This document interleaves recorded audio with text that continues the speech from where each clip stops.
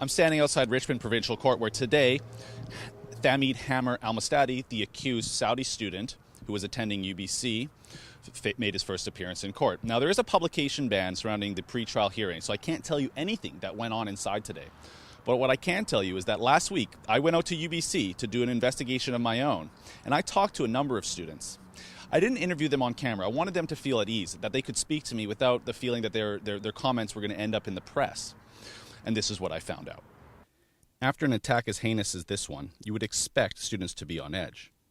But all who I talked with seemed to still feel safe on campus, chalking this up as an isolated incident. Some I talked to were willing to tell me what they saw in the accuser's behavior leading up to the alleged attack. One student telling me that Al-Mustadi would stay up all night studying and that he was shy, but also a man of faith, with students taking note of him praying 5 times a day and washing his feet in the sink, as is tradition in Islam. One female student suggested he may have made romantic advances on the victim and been rejected. But another student told me that that was unlikely because Al-Mustadi told him that he wasn't interested in chasing girls because his faith meant that he could not be with anyone before marriage, so why would he tempt himself? A look through the accused's Facebook page did not set off any alarm bells for me, other than one video he shared that shows professional makeup artists creating a fake throat gash with fake blood. This is interesting considering the alleged attempt to cut the throat of the victim. The last piece of information given to me by one student was a description of the knife used.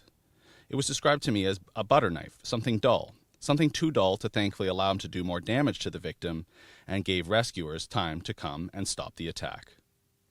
Of course, equally concerning with any foreign national facing trial in Canada is the flight risk. Of course, should they be granted bail? Now, the charges that this young man is facing are very serious. He's facing 1 count of attempted murder, a count of aggravated assault, and a 1 count of assault with a weapon.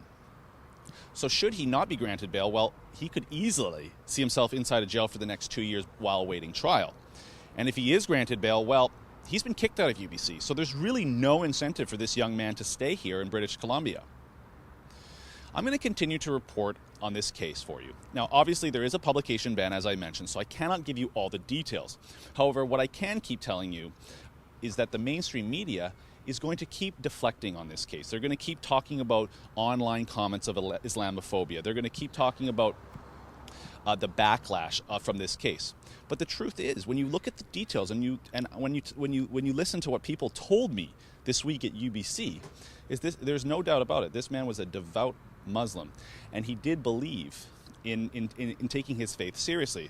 What is not clear is whether or not he had any jihadist sympathies. There is nothing, as I said, on his Facebook to alert authorities or anyone investigating that he may be having jihadist sympathies or even radical Islamic beliefs. As far as I can tell, he seemed to have been enjoying his time here in British Columbia and in Canada. For the Rebel.media, reporting outside Richmond Provincial Court, I'm Christopher Wilson. Hey, thanks for watching. To make sure you never miss another video, click subscribe on our YouTube channel or click up here and become a premium member to see all our full-length programming.